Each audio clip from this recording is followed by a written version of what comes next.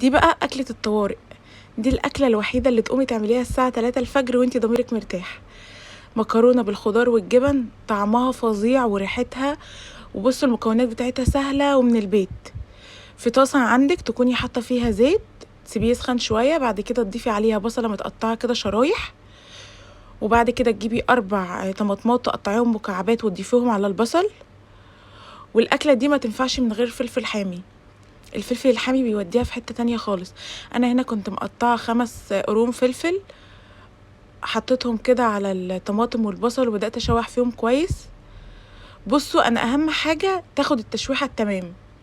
بعد كده تحطي عليها التوابل بتاعتك. انا حطيت مرق الدجاج، شطه، بصل بودر، توم بودر، فلفل اسود وملح، شويه ملح صغيرين. وبدات كده اقلب فيها يمين وشمال زي ما انتوا شايفين كده. المهم ان هي تاخد اللون كده.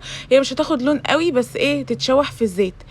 بعد كده بتسيبيها خلاص لحد ما تبقى بالشكل ده، وتجيبي طبق تحطي فيه معلقتين صلصه طماطم وتحطي عليها ميه وتضيفيها على على الخليط اللي احنا عملناه.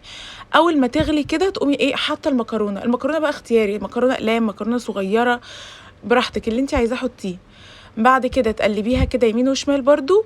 وبعد كده تسيبيها تتغطى بقى، تسيبيها كده تستوي مع نفسها. هنا خلاص كنا سيبناها هنا بقى بعد ما استوت. بصوا كانت فظيعه، كانت ريحتها فظيعه.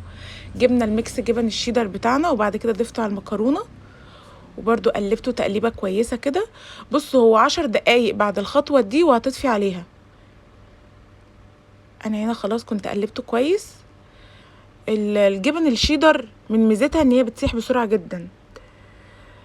يعني بصوا كانت ساحت هنا خلاص، كانت ساحت كده بقى. كنت خلصت، عملت بطاطس محمره وكان عندي كبد وقوانص عملتها، هبقى انزل لكم طريقتها.